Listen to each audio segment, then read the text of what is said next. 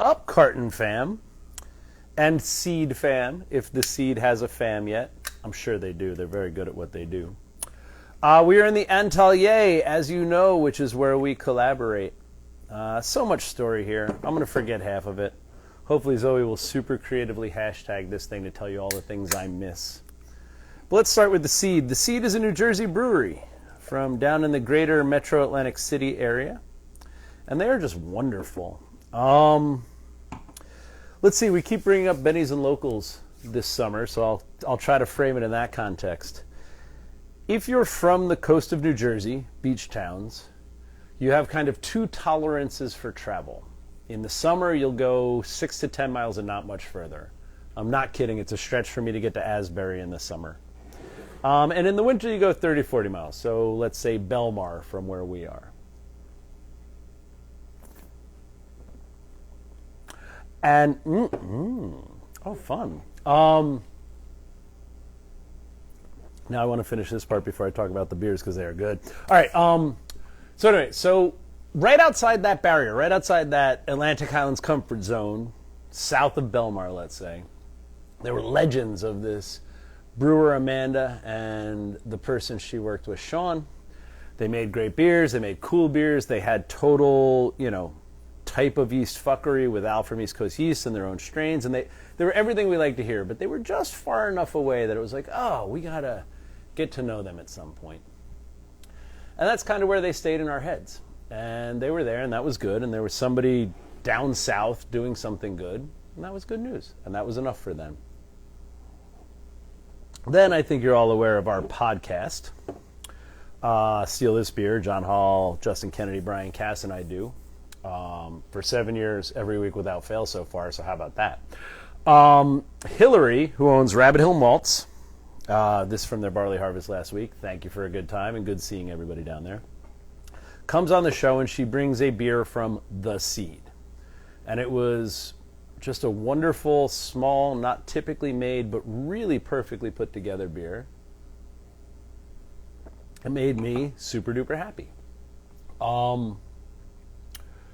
So then we reached out and said, you guys are Jersey, you make a cool beer, and it's not a run-of-the-mill, everybody's making it beer. Come on the show. So we had Sean on the show and really enjoyed him. So at the end of that, I was like, hey, we got to spend some time. So then we spent a year trying to get one on the schedule. And finally, we had a meeting of the minds, Sean, Amanda, me, Stark, their brewer Chris, my brewer Brian, everybody got involved. And said, all right, if you were going to come up and screw around with us, what would you want to screw around with? And they said, Sean and Amanda said, we'd really like to make a small, blonde, oated, pale British pub ale. We know you've been can conditioning, so let's do that. And I said, oh, that'll be fun.